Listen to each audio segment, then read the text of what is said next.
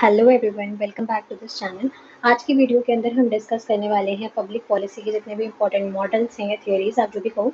तो आज इस वीडियो के अंदर हम सारी थ्योरीज को, ये थ्योरी के अलावा जितने भी बाकी दूसरी थ्योरीज हैं चार, उन पर हम डिस्कशन करने वाले हैं। क्योंकि ऑलरेडी लास्ट वीडियो जो मैंने बनाई थी उसके अंदर मैंने इलीट मॉडल को काफ़ी डिटेल में उसको एक्सप्लेन किया था। तो अगर आपने नहीं देखा है वो मॉडल तो आप जाके देख सकते हो, चैनल पर ही अपलोडेड है ऑलरेडी वीडियो। अदरवाइज मैं इस वीडियो के जो भी डिस्क्रिप्शन बॉक्स रहेगा उसमें भी उस वीडियो का लिंक आपको प्रोवाइड कर दूंगी। तो आज की इस वीडियो के अंदर हम जितने भी मॉडल्स हैं उनको कवर करने वाले हैं। तो बिना किसी भी तरीके का टाइम वेस्ट करते हुए हम इन मॉडल्स पर आते हैं वापस। तो हमारा जो सेकेंड मॉडल रहने वाला है पब्लिक पॉलिसी का, उसमें हम पढ़ने वाले हैं ग्रुप थ्योरी। तो ये ग्रुप थ्योरी होती क्या है? देखो, पब्लिक पॉलिसी का जितने भी अलग अलग क्या है डिफरेंट टाइप के मॉडल्स हैं, और हर मॉडल अपने एक डिफरेंट पर्सपेक्टिव से बताता है कि पब्लिक पॉलिसीज बनाई क्यों जाती हैं और बनाई कैसे जाती हैं। ठीक है। तो ये जो ग्रुप थ्योरी है वो बताता है कि किस तरीके से जो पब्लिक पॉलिसीज हैं वो किस चीज़ का आउटकम है, ग्रुप स्ट्रगल का आउटकम है। जैसे मैंने आपको बताया था कि जो पब्लिक पॉलिसीज बनाई कैसे जाती हैं, कि भाई हम क्या करते हैं, डिमांड से जनरेट करते हैं, हम प्रॉब्लम्स को उठाते हैं, गवर्नमेंट तक उस चीज़ को पहुंचाते हैं कि हाँ ये मुद्दा इंपॉर्टेंट है, और गवर्नमेंट उसको कंसीडर अगर करती है तो उस पर पॉलिसीज बनाई जाती हैं। अब देखो, रिसोर्सेज तो लिमिटेड है और गवर्नमेंट हर डिमांड को कंसीडर करके तो पब्लिक पॉलिसी नहीं कन्वर्ट कर सकती उसमें।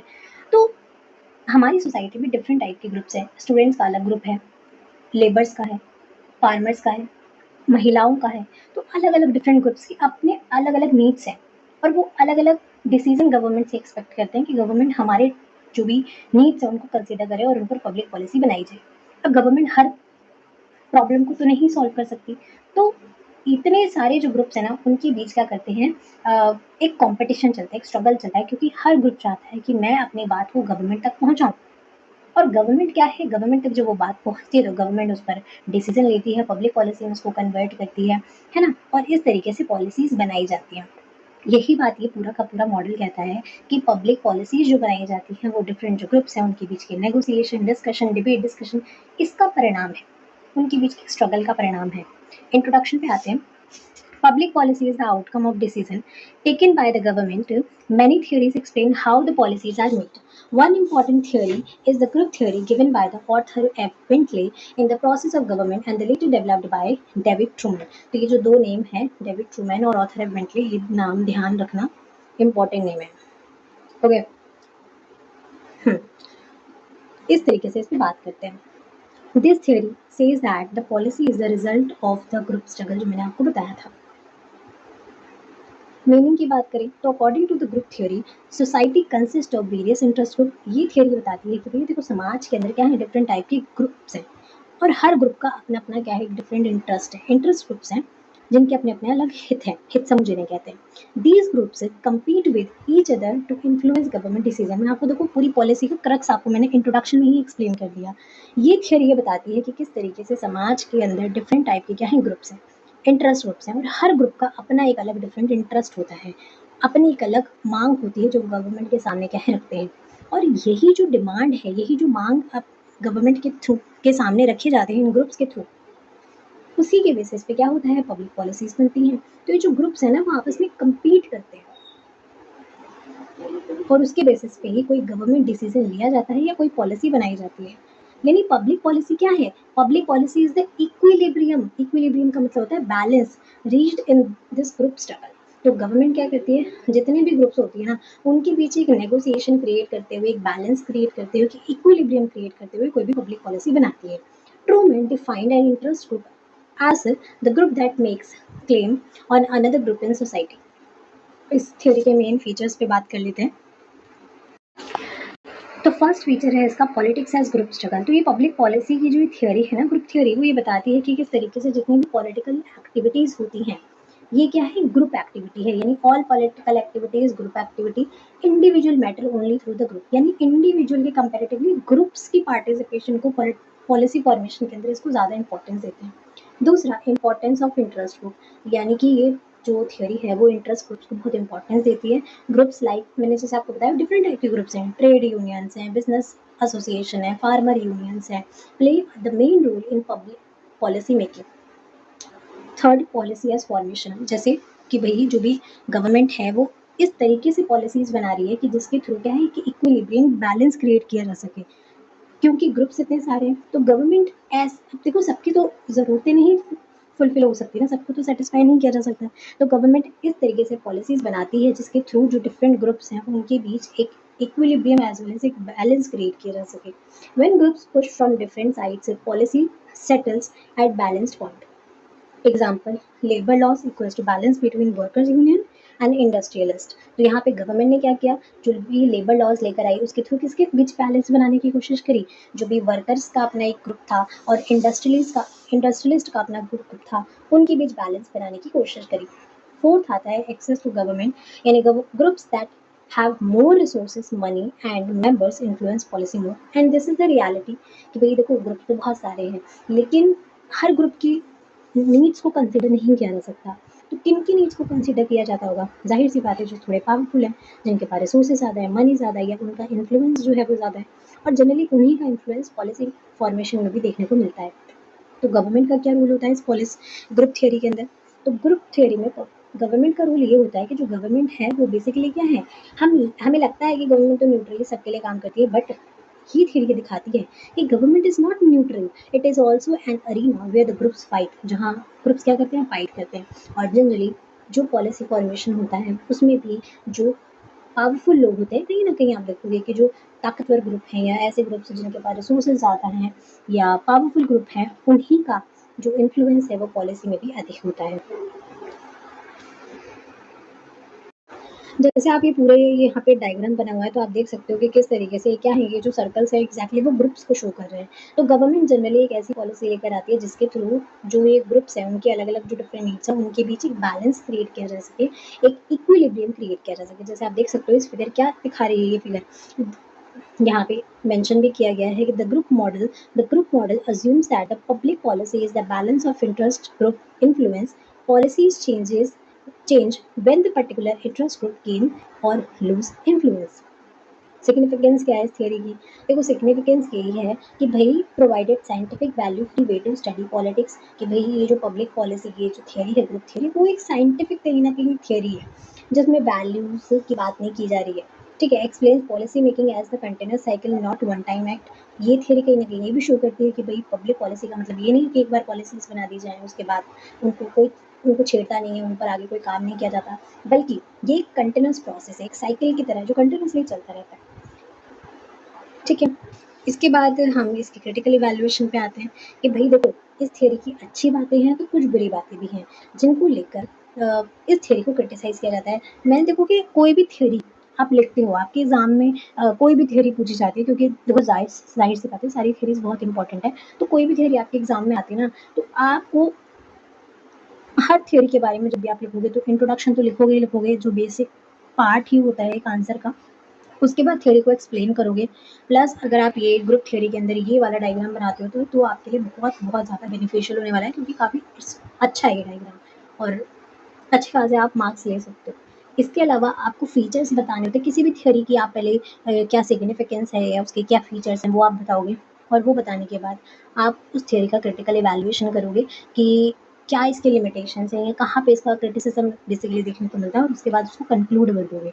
ये बेसिक फॉर्मेट है जो आपको जितनी भी पब्लिक पॉलिसी की थियरीज लिखोगे उनमें अपनाना है। तो इसका क्रिटिसिज्म देख लेते हैं। फर्स्ट आता है इग्नोर इंडिविजुअल। हर थियरी में देखो अच्छी बातें हैं, उसकी फीचर्स है, तो उसमें उसके कुछ क्रिटिसिज्म्स भी है। इस क्रिटिकल इवैल्यूएशन से ये किया जाता है कि भाई ये इग्नोर करती है इंडिविजुअल को, क्योंकि थियरी सिर्फ ग्रुप की बात कर रही है। It gives too much importance to groups and ignore the role of leaders like PM minister, है ना। इसके अलावा bias towards the organised group.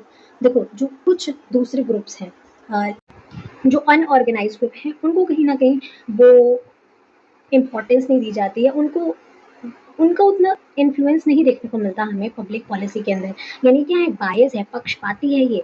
Organised group को तो आप देखोगे बहुत अच्छा खासा इन्फ्लुएंस मिल जाता है पब्लिक पॉलिसी के अंदर, लेकिन आप देखोगे कि जो अनऑर्गेनाइज्ड ग्रुप्स हैं जो अपने आप को अपने हितों को ऑर्गेनाइज्ड ही नहीं कर पाते, लाइक जो पुअर पीपल है, ट्राइबल कम्युनिटीज़ हैं, अनऑर्गेनाइज्ड वर्कर्स हैं, वो आपस में मिलकर एक स्ट्रॉन्ग ग्रुप फॉर्म ही नहीं कर पाते। और यही रीज़न है कि उनके जो हित होते हैं वो कभी गवर्नमेंट के पास तक पहुंचते ही नहीं। वो चाहते क्या है, उनके क्या इंटरेस्ट है, क्या उनकी नीड्स है। जब वो समस्याओं को कोई उठाने वाला ही नहीं है तो वो गवर्नमेंट तक पहुंच ही नहीं पाती कभी, और ना ही उन पर पॉलिसीज बन पाती हैं। थर्ड आता है does not explain policy stability.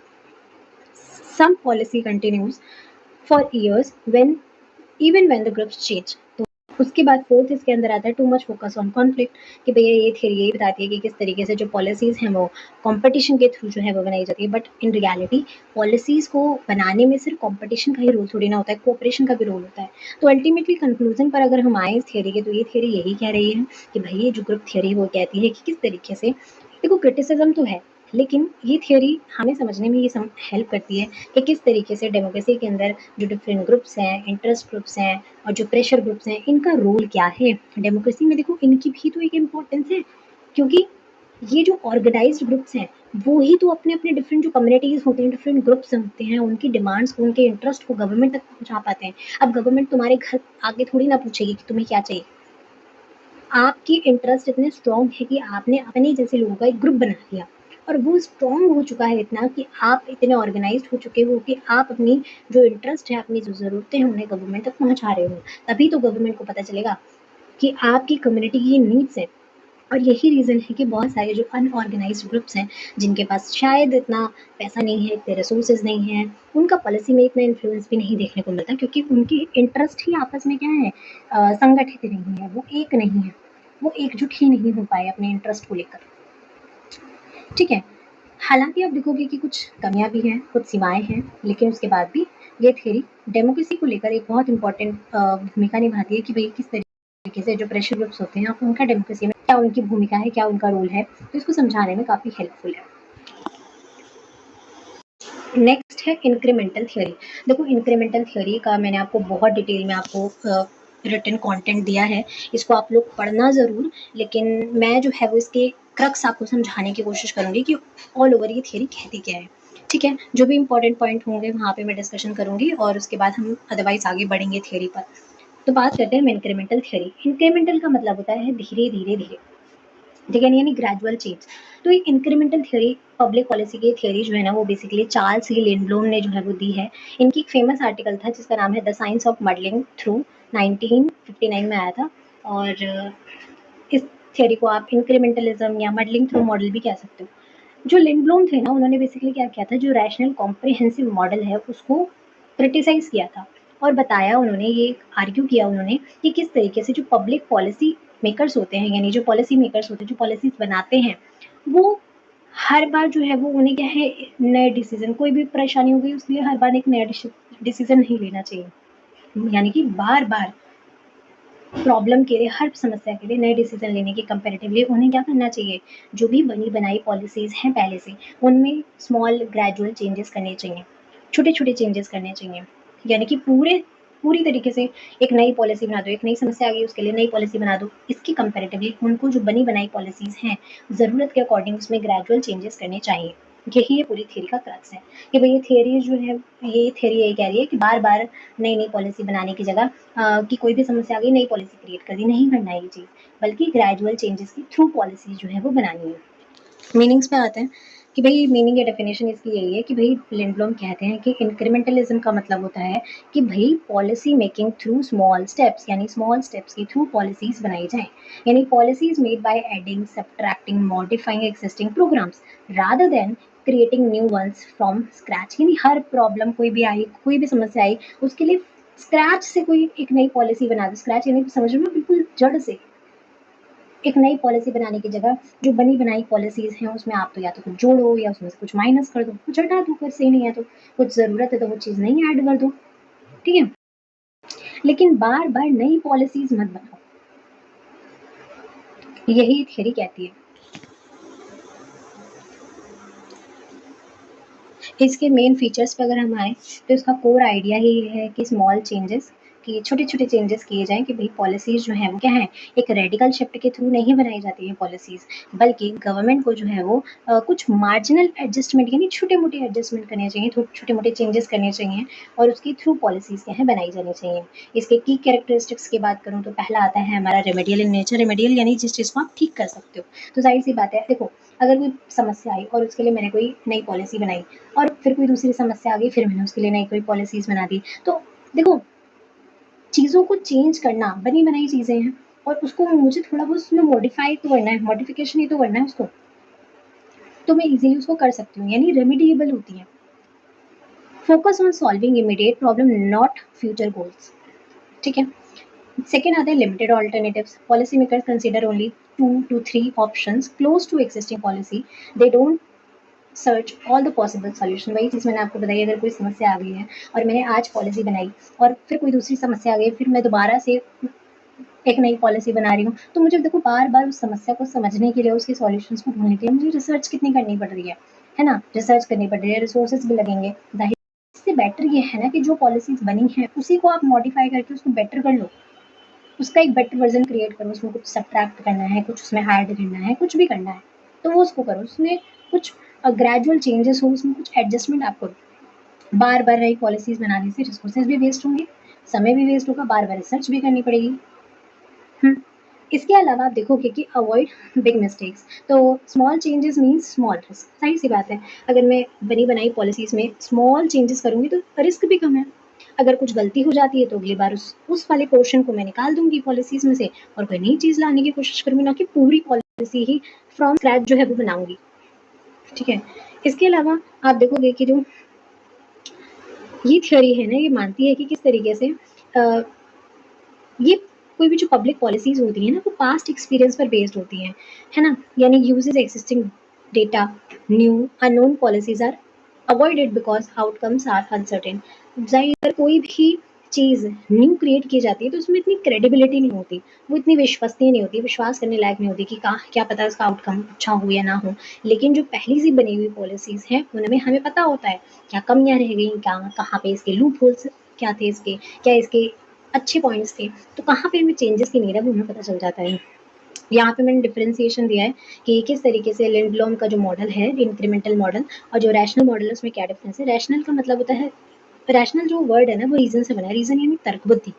आप कोई भी ऐसी थियरी जो बहुत सोच समझ के बना रहे हो बार-बार, है ना? सारे मैं पॉइंट्स देके और उसके बेसिस पे कोई काम कर रहे हो। फॉर एग्ज़ाम्पल आप पेपर अटेम्प्ट करने बैठते हो, पेपर लेते ही करना शुरू कर देते हो, तो ये कोई एक रैशनल डिसीज़न नहीं हुआ। रैशनल क्या हुआ कि मैंने पूरे इंस्ट्रक्शंस पढ़े, उसके बाद मैंने स्टार्ट किया, ठीक है? तो रैशनल कॉम्प्रिहेंसिव मॉडल यही है कि आपने सारे पॉइंट्स को स्टडी किया, सारे अल्टरनेटिव्स को स्टडी किया, आपके गोल्स क्लियर हैं, उसके बाद आप पॉलिसीज़ बना रहे हो। ये थ्योरी कहती है कि किस तरीके से आप बिग रेडिकल चेंजेस की अगर नीड है तो आप वहाँ पे रेडिकल चेंजेस कर रहे हो, ठीक है? जबकि इंक्रीमेंटल थ्योरी कहती है कि भई बार-बार नई पॉलिसीज़ की कोई नीड नहीं है, बल्कि स्मॉल मार्जिनल चेंजेस किए जाएँ। यही इसका क्रक्स है। इसकी सिग्निफिकेंस क्या है? सिग्निफिकेंस यही है कि भई देखो ये रियलिस्टिक है। कहने के लिए थ्योरी अच्छी है। ये थ्योरी बताती है कि किस तरीके से रियल वर्ल्ड के अंदर पॉलिसीज़ कैसे बनाई जाती है और बनानी कैसे चाहिए, ठीक है? क्योंकि देखो पार्लियामेंट के पास जो है वो बेसिकली देखा जाए तो कितना भी कह लो, इन्फॉर्मेशन लिमिटेड है, टाइम लिमिटेड है और मनी लिमिटेड है, रिसोर्सेज़ इतने सारे नहीं हैं कि हम वेस्ट कर सकें उसको, ठीक है? तो बी रियलिस्टिक, अपने टाइम की, अपने रिसोर्सेज की वैल्यू करते हुए आप कैसे डिसीजन ले सकते हो ये बताती है। दूसरा था पॉलिटिकली सेफ, कि भाई ये थ्योरी बताती है कि ऐसे जो स्मॉल चेंजेस होते हैं ना वो अवॉइड कंट्रोवर्सी, कि जैसे मैंने आपको बताया कि स्मॉल अगर आप चेंजेस करोगे तो स्मॉल रिस्क होंगे, और अगर कोई भी पॉलिसी है उसमें मैंने कोई भी चेंज किया और उसका आउटकम अगर मुझे अच्छा नहीं लगा तो मैं उस वाले पोर्शन को जो मैंने चेंज किया था पहले उसको हटा दूंगी, सिंपल। दूसरा आता है रिड्यूस कॉन्फ्लिक्ट, तो ये भी सेम चीज़ है कि इसके थ्रू क्या होगा, कॉन्फ्लिक्ट में भी जो है वो कमी होगी, क्योंकि कोई बड़ा रेडिकल चेंज तो नहीं क्रिएट कर रही मैं। फ्लेक्सिबल होती हैं, फ्लेक्सिबल सबसे इंपॉर्टेंट पॉइंट है और आपको ऐड करना चाहिए कि भाई सबसे बड़ी विशेषता ये इंक्रीमेंटल थ्योरी की है, ये फ्लेक्सिबल है। आप स्मॉल स्टेप्स ले रहे हो, ठीक है? बार बार न्यू पॉलिसीज़ क्रिएट करने की जगह आप बनी बनाई पॉलिसीज़ के अंदर चेंजेस कर रहे हो, तो क्या होगा, स्मॉल चेंजेस हैं, स्मॉल रिस्क होंगे, स्मॉल कंट्रोवर्सी होगी। और अगर मान लो वो चेंज सही नहीं भी रहता, तो आगे आपके पास अपॉर्चुनिटी होगी कि आप उसमें चेंज कर लो।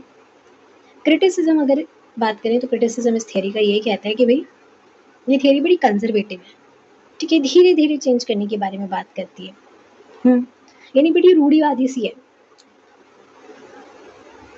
दूसरा आता है इग्नोर्स इनोवेशन। वही चीज़ है कि भाई ये समय के साथ ये जो हम इनोवेशन की तरफ आगे बढ़ रहे हैं ना, ये इनोवेशन को कहीं न कहीं पीछे करने की कोशिश कर रही है। ये कहती है कि जो पुराने पॉलिसीज़ हम बने हुए हैं, उसी में थोड़े-थोड़े चेंजेस करो। लेकिन सोचो, बड़ी जो अगर कोई समस्या आ गई, क्लाइमेट चेंज आ गया, पॉवर्टी आ गया, तो वहाँ पे तो आपको रेडिकल डिसीजंस लेने पड़ेंगे। वहाँ पे तो आपको बड़े सॉल्यूशंस लेने पड़ेंगे, स्मॉल स्टेप से कुछ नहीं हो सकता। वही चीज़ है, नॉट सुटेबल फॉर क्राइसिस। अगर कोई बड़ी समस्या आ गई, जैसे कोविड-19 है, वॉर है, कोई डिज़ास्टर हो गया, ठीक है, तो गवर्नमेंट को बिग डिसीजंस लेने की नीड है, तो वहाँ पे आप छोटे-छोटे डिसीजंस नहीं ले पाओगे। ये भी कहा जाता है, इस थ्योरी को लेकर ये क्रिटिसाइज़ इसको किया जाता है इस बेसिस पे कि लैक ऑफ क्लियर गोल्स हैं, कि अगर आप स्मॉल स्टेप्स जो है वो लोगे, तो आप अपने डेस्टिनेशन तक नहीं पहुँच पाओगे। जनरली ऐसा हमें कहा जाता है ना? कि इतनी छोटे-छोटे चाल से चलोगे तो पता नहीं कब घर पहुँचोगे, या पता नहीं कब अपनी ज़िंदगी में इस गोल को अचीव करोगे। अगर इसी चाल से चलते रहते हो, तो स्पीड समय के साथ बढ़ानी पड़ेगी। तो ये सबसे बड़ा क्रिटिसिज़्म है इस थ्योरी का, जिसको कहा जाता है कि क्योंकि हमारे गोल्स बड़े हैं, तो हमारी स्पीड भी ज़्यादा होनी चाहिए। तो हर बार छोटे चेंजेस से काम नहीं चल सकता। कई बार हमें कुछ अगर बड़ी प्रॉब्लम्स है, क्राइसिस है, तो उसके लिए बड़े सॉल्यूशन, रेडिकल सॉल्यूशंस पर काम करना पड़ेगा। ऑल ओवर कंक्लूज़न में थियरी यही कहती है, लिंडब्लॉम की जो थियरी है वो बहुत बड़ा क्रिटिसिज़्म है रैशनलिज़्म के ऊपर, ठीक है, जो बताती है कि किस तरीके से हमें बड़े-बड़े चेंजेस करने की जगह, रेडिकल सॉल्यूशंस जो है वो क्रिएट करने की जगह हमें छोटे-छोटे चेंजेस करने चाहिए, ठीक है। हालाँकि इस थ्योरी की भी अपनी आप देखो विशेषताएँ हैं, इसकी अपनी कुछ सिग्निफिकेंस है और अपना ही कुछ इसके लिमिटेशंस भी हैं। लेकिन आज के टाइम में आप देखो कि जो मॉडर्न स्कॉलर्स हैं, वो क्या कर रहे हैं, एक नया मॉडल दे रहे हैं, मिक्स्ड स्कैनिंग मॉडल। अब भैया ये क्या है? ये जो थ्योरी है, यानी ये मॉडल है, वो इत्सियोनी ने बेसिकली दिया है, जो कहते हैं कि भैया यूज़ इंक्रीमेंटलिज्म फॉर रूटीन। यानी अगर आप डेली लाइफ की बात करो, डेली समस्याओं की बात करो, तो वहाँ पे तो एटलीस्ट ठीक है, आप इंक्रीमेंटल मॉडल का यूज़ कर सकते हो। लेकिन जो बड़ी समस्याएँ हैं, ठीक है? जो बड़ी परेशानियाँ हैं, वहाँ पर आप रैशनलिज़्म का यूज़ करो। यानी ये थियरी जो है, मिक्स्ड स्कैनिंग थियरी, ये दोनों मॉडल्स की बात करती है। यानी ये नहीं कह रही है कि भैया इंक्रीमेंटलिज़्म अच्छा है या रैशनलिज़्म अच्छा है, दोनों की बात कर रही है। वो कह रही है कि भई जब भी स्मॉल स्फेयर की बात हो रही है, रूटीन की बात हो रही है, तो आप इंक्रीमेंटलिज़्म का यूज़ करो। लेकिन ऐसी समस्याएँ जो बड़ी हैं, जिन पर बड़े सॉल्यूशंस लेने की ज़रूरत है, क्राइसिस कोई है, तो उसके लिए रेडिकल चेंजेस चाहिए, रेडिकल सॉल्यूशंस हमें लेने की ज़रूरत है, हमें बड़े स्टेप्स लेने की ज़रूरत है, तो वहाँ पे आप रैशनलिज़्म का यूज़ करो। That's it. इससे ज़्यादा इस थियरी के अंदर और कुछ है नहीं। नेक्स्ट बात करते हैं political system theory. One of the most important theory है और ये तो आती ही आती है। आपने देखी होगी मेरी वीडियो, जिसमें मैंने आपको इम्पॉर्टेंट क्वेश्चंस बताए थे, तो ये बहुत इम्पॉर्टेंट है। इसको ज़रूर से करना, बहुत ज़्यादा इम्पॉर्टेंट है। ये political system theory all over क्या कहती है, क्या बात करती है, थोड़ा देख लेते हैं। देखो, सबसे पहले थोड़ा बैकग्राउंड समझ लेते हैं कि ये थ्योरी क्या बताना चाह रही है। देखो, ये थ्योरी जो है ना, वो तब आई थी जब सेकेंड वर्ल्ड वॉर हो चुका था। तो सेकेंड वर्ल्ड वॉर के बाद आप देखोगे कि जो पॉलिटिकल साइंस के अंदर उसकी जो स्टडी फील्ड थी ना, वो काफ़ी चेंज हो रही थी, क्योंकि सेकेंड वर्ल्ड वॉर के बाद बिहेवियरलिज्म की स्टार्टिंग हो रही थी। अभी बिहेवियरलिज्म क्या था?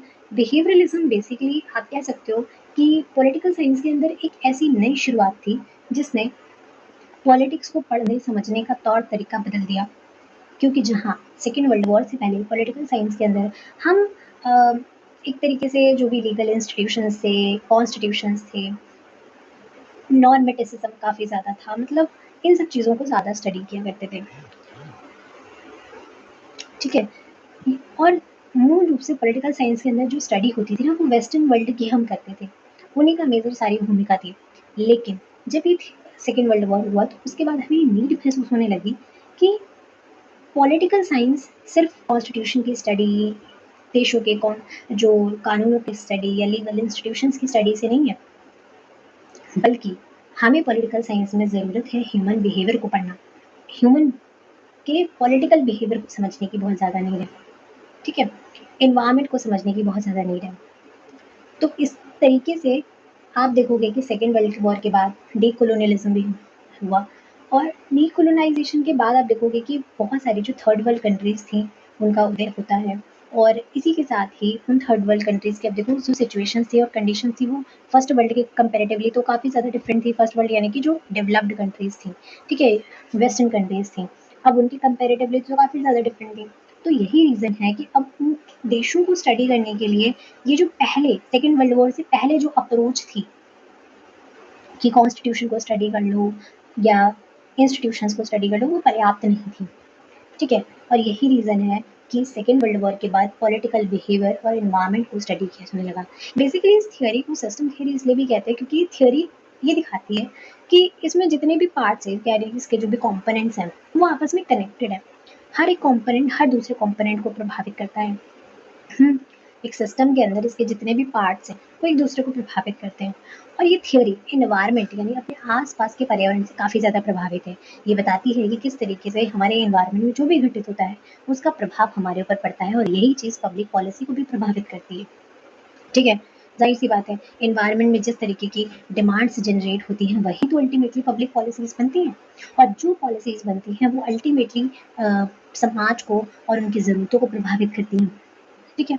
हम जो वोट देते हैं उसके थ्रू सिस्टम प्रभावित होता है, और सिस्टम जो पॉलिसीज़ बनाती है उससे लोग प्रभावित होते हैं।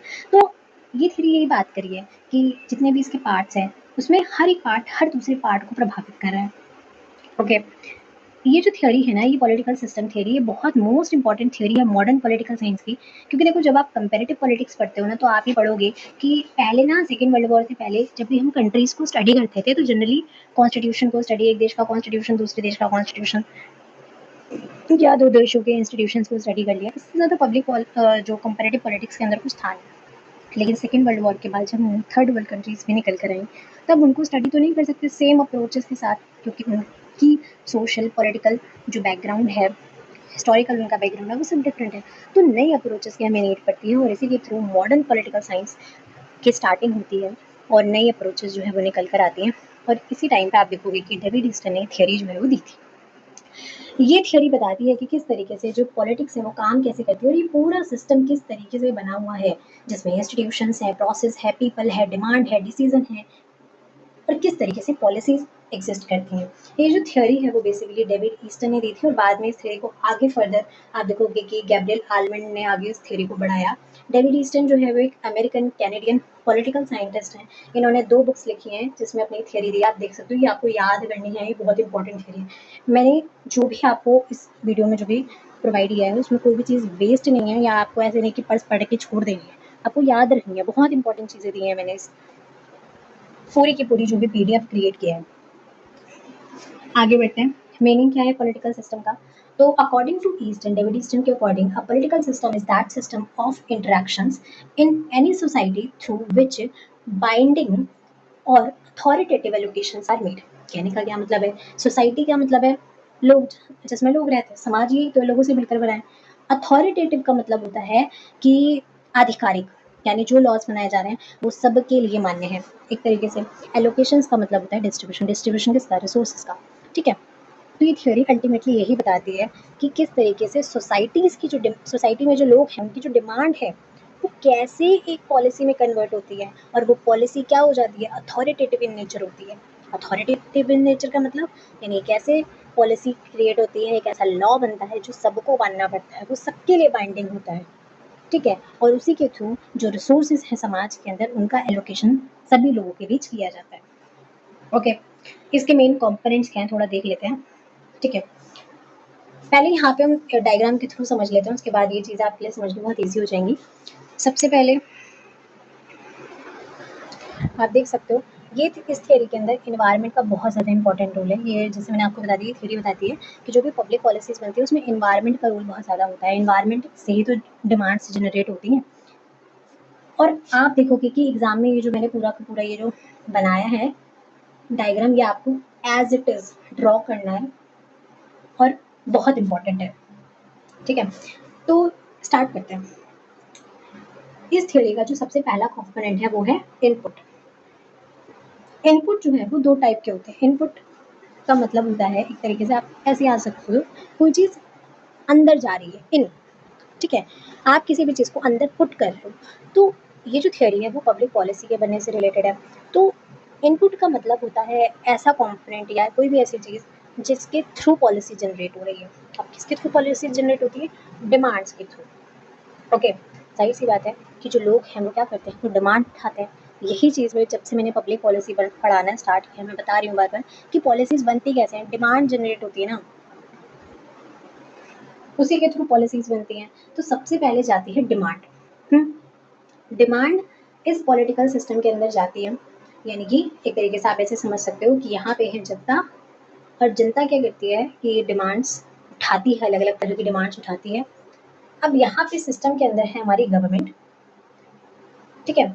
गवर्नमेंट तक जब ये डिमांड्स पहुँचती है ना, तो गवर्नमेंट देखती है कि भाई अब डिमांड्स तो बहुत सारी पहुँची हैं, तो गवर्नमेंट क्या करती है, देखती है कि हाँ भाई ये डिमांड इंपॉर्टेंट है, इस प्रॉब्लम को कंसिडर करना हमारे लिए ज़रूरी है। तो गवर्नमेंट में यहाँ पे जो हमने हमारी डिमांड्स दी हैं, तो गवर्नमेंट को जो भी डिमांड इंपॉर्टेंट लगती है कि हाँ इस प्रॉब्लम को आइडेंटिफाई कर इसके लिए सॉल्यूशन किस जो है वो लाना होगा, और इसके लिए कोई लॉ या पॉलिसी या कोई भी प्रोग्राम जो है वो बनाना होगा। तो गवर्नमेंट ने इस चीज़ को कंसिडर किया, और इसके बाद जो भी डिसीजन लिया जाता है वो होता है आउटपुट। यानी इनपुट क्या है? इनपुट दो तरीके का है। इनपुट होता है दो तरीके का, जिसमें आता है डिमांड और दूसरा होता है सपोर्ट। देखो, डिमांड पहले होता है क्योंकि आप गवर्नमेंट के सामने कोई बात रख रहे हो कि हमें चाहिए कि गवर्नमेंट इस मुद्दे पर काम करे, हमें चाहिए कि गवर्नमेंट जो है वो पॉल्यूशन को कम करने के लिए कुछ जो है वो इनिशिएटिव्स उठाए या कुछ भी करे, एनीथिंग एल्स, एम्प्लॉयमेंट के लिए काम करे, गवर्नमेंट एजुकेशन के लिए काम करे, ठीक है। तो हमने इस तरीके से डिमांड जो है वो गवर्नमेंट तक पहुँचाई। अब जब इस सिस्टम के पास, यहाँ पे पॉलिटिकल सिस्टम में हमारी डिमांड गई, हमारा समस्या गई, तो गवर्नमेंट ने उसको कंसिडर किया, और वो जो समस्या है जब सिस्टम में गई, गवर्नमेंट ने कंसिडर किया, उस पर लिया गवर्नमेंट ने डिसीजन, यानी गवर्नमेंट ने कोई लॉ बनाई, कोई पॉलिसी बनाई, कुछ भी गवर्नमेंट ने फैसला लिया, वो होता है आउटपुट। अब जो गवर्नमेंट ने जो भी फैसला लिया होगा, अब उस पर दो चीज़ हो सकती हैं, या तो आप खुश होगे या तो आप खुश नहीं होगे। या तो आप खुश होगे या नहीं होगे खुश। अगर आप खुश होगे तो भी फीडबैक दोगे गवर्नमेंट को, और नहीं खुश होगे तब भी आप गवर्नमेंट को फीडबैक दोगे। फीडबैक होता है कि आपका रिस्पॉन्स क्या रहा। फॉर एग्जाम्पल, आपको वीडियो अच्छी लगती है तो आप मुझे बोलोगे कि नेक्स्ट जो भी टॉपिक्स हैं उस पर भी आप वीडियो बनाओ, या आप मुझे अप्रिशिएट करोगे, ठीक है। तो ये मेरा फीडबैक है, मुझे फीडबैक मिलेगा इस वीडियो के थ्रू, आप लोग जिस भी तरीके का दोगे। तो गवर्नमेंट भी जो पॉलिसीज़ बनाती है, तो अगर लोगों को पसंद आती है वो पॉलिसी, तो गवर्नमेंट को लोग कहते हैं कि हाँ भाई ठीक है, पॉलिसीज़ बहुत अच्छी थी, हमें काफ़ी अच्छी लगी, आप इसी तरीके से और भी पॉलिसीज़ बनाओ, और भी बनाओ।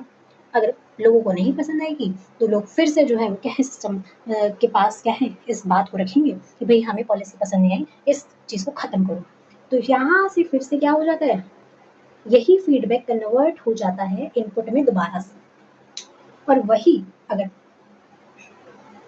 अच्छी नहीं लगी मुझे पॉलिसी, ठीक है, तो मैंने दोबारा से उस मुद्दे को सिस्टम में डिमांड के फॉर्म में सिस्टम में मैं लेकर आ गई। यानी एक कंटिन्यूअस प्रोसेस है। आई होप आपको ये चीज़ समझ आई होगी कि मैं क्या समझाना चाह रही हूँ, क्या बताना चाह रही हूँ, कि किस तरीके से जो इनपुट होता है वो दो तरीके का होता है। एक होती है डिमांड, यानी कि वो क्लेम जो हम जो है वो गवर्नमेंट तक पहुँचाते हैं या गवर्नमेंट के सामने रखते हैं कि भाई आप इस मुद्दे पर पॉलिसी बनाओ, दिस इज़ अ डिमांड। जैसे डिमांड रिजर्वेशन को लेकर हो सकती है, एमएसपी को लेकर हो सकती है, किसी भी मुद्दे को लेकर हो सकती है, एम्प्लॉयमेंट के लिए हो सकती है, पोल्यूशन रिडक्शन के लिए हो सकती है, किसी भी मुद्दे पर आप डिमांड रख दो गवर्नमेंट के सामने कि आप ये करो। दूसरा होता है सपोर्ट। अब देखो, गवर्नमेंट तक हम दो तरीके से इनपुट्स पहुंचाते हैं, एक तो हम डिमांड्स उठाते हैं, दूसरा आता है सपोर्ट। अब सपोर्ट कैसे कर सकते हैं? सपोर्ट आप कह सकते हो कि गवर्नमेंट के लिए एक तरीके से फ्यूल के तरीके से काम करता है। गवर्नमेंट को हम कब कब सपोर्ट करते हैं और किस किस तरीके से सपोर्ट करते हैं? जाहिर सी बात है, अगर पॉलिसीज अच्छी बनती है तो हम सपोर्ट करते हैं, और जब पॉलिसीज़ अच्छी नहीं बनती तो हम दोबारा से नई डिमांड्स उठाते हैं। तो सपोर्ट किस तरीके से करते हैं? वोट देते हैं गवर्नमेंट को, टैक्स पे करते हैं, गवर्नमेंट के द्वारा बनाए गए लॉज को फॉलो करते हैं। तो ये क्या है, इस तरीके से क्या होता है, हम सपोर्ट करते हैं गवर्नमेंट को। अब यही डिमांड क्या जाती हैं पॉलिटिकल सिस्टम में जाती हैं, जिसे ब्लैक बॉक्स भी कहा गया है, क्योंकि यहीं पर हमारा पूरा सिस्टम क्या है काम कर रहा है। यहाँ पे हमारी गवर्नमेंट है जो हमारी उठाई गई डिमांड्स को कन्वर्ट कर देती है पब्लिक पॉलिसीज़ में। उसके बाद ये जो पब्लिक पॉलिसीज़ बनाई जाती हैं, जो भी डिसीजंस लिए जाते हैं, जो फाइनल डिसीजन होते हैं, पॉलिसीज़ होते हैं, ठीक है, ये सब क्या होते हैं, आउटपुट इन जो गवर्नमेंट तक रखा गया है। गवर्नमेंट के अंदर आपने जो बात बात पहुंचाई है वो इनपुट है, और गवर्नमेंट से बनकर जो चीज़ बाहर निकली वो आउटपुट है। और लास्टली आता है फीडबैक लूप। जैसे बता रही हूँ आपको वैसे ही लिखना है, जैसे मैंने दिया है एज इट इज़ आपको लिखना है, ठीक है। नेक्स्ट आता है फीडबैक लूप, यानी कि ये इनपुट है, इनपुट के माध्यम से आपने क्या है डिमांड सिस्टम में पहुंचाई।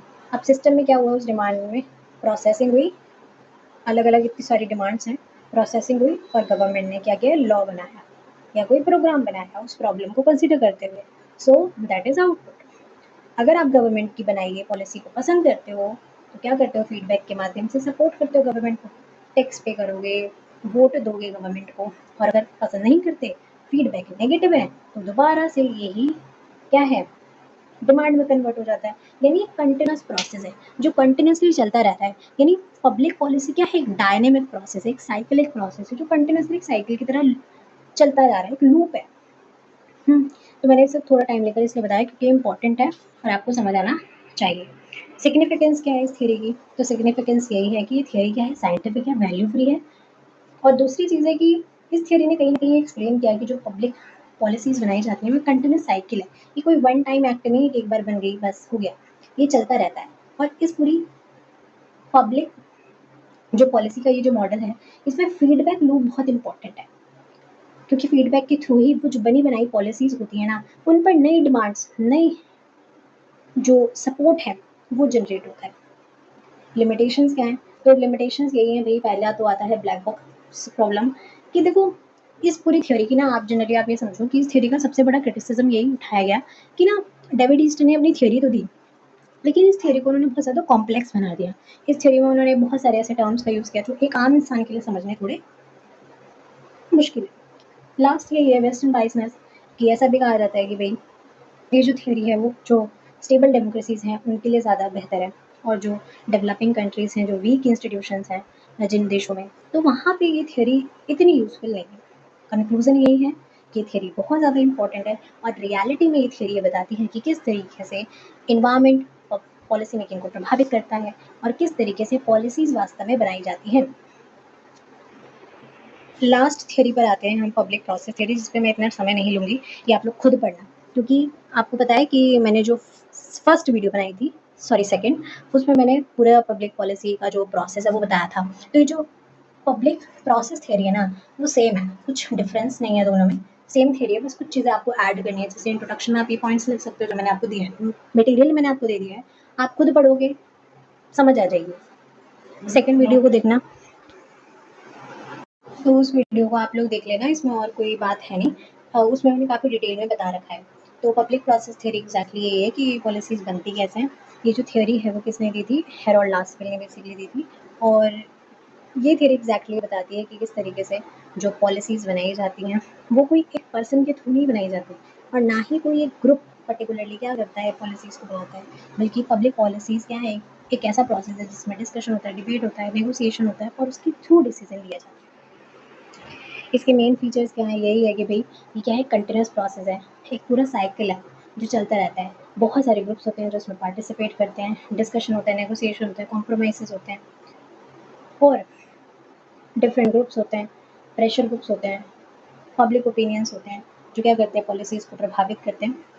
और इस तरीके से जो गवर्नमेंट है और पीपल के बीच के इंटरेक्शन का आउटकम है पब्लिक पॉलिसी। स्टेजेस क्या हैं, तो पहले क्या होता है, पॉलिसी आइडेंटिफिकेशन होता है, पहले हम प्रॉब्लम को आइडेंटिफाई करते हैं कि भाई प्रॉब्लम क्या है।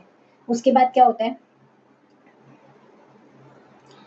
इन्फॉर्मेशन एंड डिस्कशन, यानी इन्फॉर्मेशन इकट्ठा की जाती है, अलग अलग ग्रुप्स के बीच डिस्कशंस होता है, एक्सपर्ट्स के बीच डिस्कशन होता है, उसके बाद पॉलिसी फॉर्मुलेशन होता है, जो डिफरेंट सॉल्यूशंस होते हैं वो सजेस्ट किए जाते हैं, उसके बाद डिसीजन मेकिंग होता है, जो भी बेस्ट ऑल्टरनेटिव्स हैं उनको गवर्नमेंट सेलेक्ट करती है, और इस तरीके से पॉलिसीज़ बनाई जाती हैं और उनको इम्प्लीमेंट किया जाता है। और इम्प्लीमेंट के बाद आप देखोगे जिस भी तरीके का निर्णय लिया जाता है, उसके बेसिस पे उसका इवैल्यूएशन किया जाता है। अगर कुछ कमियाँ होती हैं, लूप होल्स होते हैं तो उनको ठीक किया जाता है, अदरवाइज़ वो पॉलिसीज़ कंटिन्यू रहती हैं।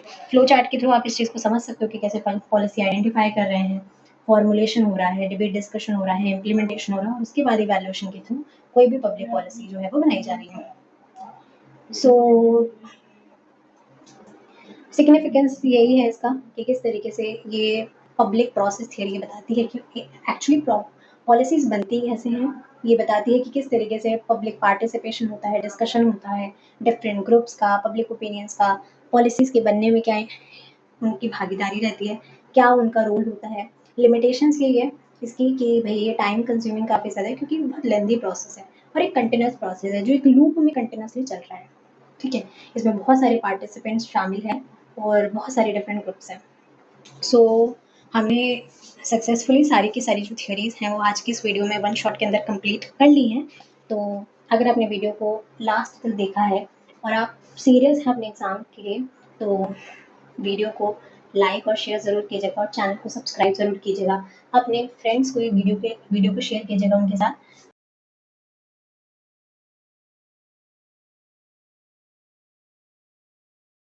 ये सारे एस्पेक्ट्स इस वीडियो के अंदर मैंने कवर किए हैं, जो भी चीज़ें आपको जहाँ पे प्रॉब्लम मेरे अकॉर्डिंग हो सकती है, मैंने उस चीज़ के बारे में बात करी है, सारे पॉइंट्स पे। और इसमें मैंने आपको कोई भी ऐसी चीज़ नहीं दी जो फालतू हो, टू द पॉइंट मैंने आपको बताया है, जितना आपके एग्ज़ाम के लिए आपको समझना या जानना ज़रूरी है। तो चैनल को सब्सक्राइब ज़रूर कीजिएगा क्योंकि इतने टाइम से वही चीज़ है कि गैप इतना वीडियो में इसलिए आता है कि क्योंकि आप लोग मुझे सपोर्ट ही नहीं करते। मैं अगर क्वालिटी कंटेंट दे रही हूँ, तो आपको भी मुझे सपोर्ट करना चाहिए ताकि मैं इसी तरीके से कंटिन्यूअसली वीडियो लाती रहूँ आपके एक साथ। अगर आपको किसी भी टॉपिक के रिगार्डिंग वीडियो चाहिए सेमेस्टर 6 के स्टूडेंट्स को, तो मुझे इस वीडियो के कमेंट बॉक्स में ज़रूर बताइएगा। मैं उस पर कोशिश करूँगी कि मैं वीडियो लाऊँ और बाकी के लिए इतना ही इस वीडियो में। मिलते हैं नेक्स्ट वीडियो में। God bless you all.